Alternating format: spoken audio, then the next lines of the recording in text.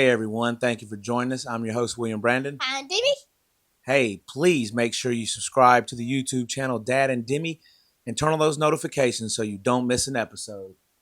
we back, baby. Hey, we are back. Yeah, the Falcons beat the Washington Commanders, 34-27 on Sunday in the Mercedes-Benz Stadium. Falcons can say they got a little, they came back from that goose egg. I mean, the previous week, which we ain't going to go into because we already did, the Falcons definitely turned it around this week by putting up all those points. Everything seemed to be clicking. The offense was doing well. I mean, you name it, the Falcons looked much better than the previous week, right? Right. So what are some things that you liked about this victory on Sunday? I like that Bijan was playing good today. He had that little same pass from the Buccaneers game, but he did get that touchdown, but he got a lot of yards that play. Remember that little screen pass? Yeah, yes. On this particular day, Bijan did catch it almost seemed like maybe like a wheel route, but he came out from the backfield and caught it, and he was gone. He was gone for like 67 yards. It almost seemed like he slowed down a bit, but he got caught at the very end. He did not score, but the Falcons did score on that drive. But yeah, Bijan, man, heck of a day for that guy. 17 carries for 75 yards. He had one rushing touchdown, and he had 4 catches for 106 yards, as I said, in that big 60-plus yarder. Algier had a good day, right? Right. And I got another shout for Drake London. He was actually playing good today. Yes, Drake London balled out as well. Drake London, 8 catches for 110 yards and a TD, as well as Kyle Pitts, right? Oh, yeah, I can't forget about that boy. Yeah, Kyle Pitts. Kyle Pitts, 5 catches for 70 yards, and he also had a touchdown. So Michael Penix was spreading the ball around. I left that out. He was 20 for 26, 313 yards. He had 2 passing touchdowns, and he did throw a late interception, which Washington did not capitalize off of. So that was good. But, man, what a day. What a day. What a day it was to be in the building, to have the Falcons play in that manner.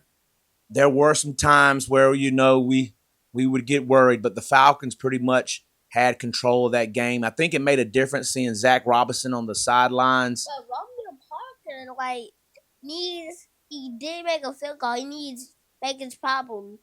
I meant to say, he need, I forgot. Parker Romo did do well. He made his kicks. In the extra point, you might be thinking of, he almost missed it. It got tipped, but it did go through. So, yeah, Parker Romo made his field goal and his extra points. So I don't know what my co-host is talking about, but we'll figure it out.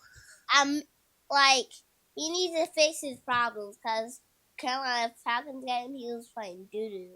Doo-doo. Okay. Yeah, he did. But we just won, right? We just won, right? Right. So we not going to dwell in the past. We're going to look past that Carolina game and forget all about it. Now, like I said, the way they played Sunday, it should make you forget all about it because that's the offense that we think that we have, and that's the offense that we hope we see all season long. They really showed up. Defense played well. They did allow more points than they should have, even a late touchdown to our former quarterback, Marcus Mariota. And at times, Marcus Mariota did look like that old Marcus Mariota, but there were times he also looked good.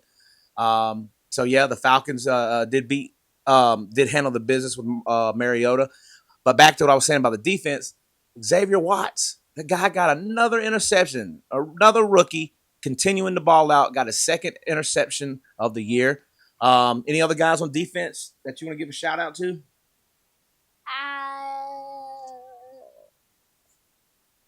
I don't know, really. Okay. Caden Ellis balled out. I'm so sorry. I can't. It's all right. Divine Diablo played well. Jalen Walker played well. Leonard Floyd played well. We had a lot of guys played well. And I got to give a props to the offensive line because the offensive line has been playing well. And, there were going to be concerns when we lost McGrary at the beginning of the year. But Wilkinson has been playing very well. So shouts out to the offensive line, Wilkerson, Matthews, to all the guys. What's up? Is Christian Lynch on the offensive line? Yes, he's on the offensive line, and he's been playing well, especially yesterday's game. So, what about what was one of the particular plays that you liked about yesterday? Like one of the scoring touchdowns. Which one was your favorite? It was one like that touchdown that Bijan got. Yeah, what? Tell us about it. Because he like broke that tackle. I thought he was about to get tackled short. But when I saw him move, I saw something going forward. I was like, oh God. And a crazy backflip. Because I was trying to do it on my dad's bed. And I barely could do it. I almost broke my back almost. Well, yeah, you don't need kids at home. Don't do what he's talking about doing. Don't be doing flips on your parents' bed trying to imitate a Bijan touchdown score. So yeah, it was plenty good. Now there are a couple things the Falcons do need to fix. They got to get the special teams corrected. We're still having some hiccups on the special teams. We let up a lot of return yards yesterday, as well as I don't really understand the clock management before the half. The Falcons were almost like they wanted to go for a score. Then it was almost like they wanted to run the clock out. They didn't really do either one. And for a second there, fans were getting worried, such as myself, that the Falcons were finna blunder that before halftime. I kept screaming, just kneel the ball, take it to half. I think you said something about me earlier about off camera about how the game was going at the end. You were nervous? Yes, I was very nervous. At the end, it was getting a little bit risky because it could have been to overtime. Right. Yeah, we don't want to go to overtime and didn't want to lose the game. So I was really proud of the Falcons that they maintained and that they were able to hold on to the game. I could tell you one thing that's a lot different from past teams of these Falcons. They knew how to run the clock out in the fourth. They pretty much ran it down like the last 8 minutes and then got it within the 2 minutes and scored a field goal. And then they played swag and surf. And I'll tell you, I'm not mad if y'all play it when we're up by 10 and there's 2 minutes left. But all that playing it beforehand, let's wait. Let's save the party until we actually done it. So I commend you all for doing that right this week. Anything else you want to say about this game? I think. I mean, if you don't got anything. We need to do better on Michael Penix actually had 0 interceptions. I thought he was gonna get that fumble. I thought that was a fumble, but he took a knee. Yeah, so he did have 1 interception yesterday, but it didn't cost us. But that one play, yeah, he did not fumble because they reviewed it and his knee was down. Yeah, so, but you're right.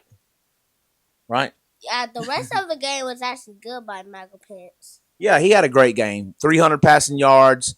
Like I said, I can't ask for much more. Of course, we don't want the turnovers, but we won the game, and that's the bottom line. We won the game, right?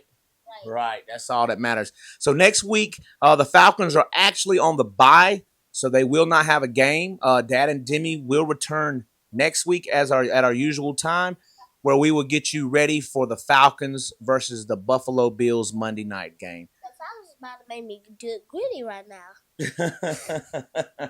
Hey, you see, we happy here in Atlanta. Like you said, we back. Please make sure you subscribe to the YouTube channel, Dad and Demi, and turn on those notifications so you don't miss an episode. Bye, everybody.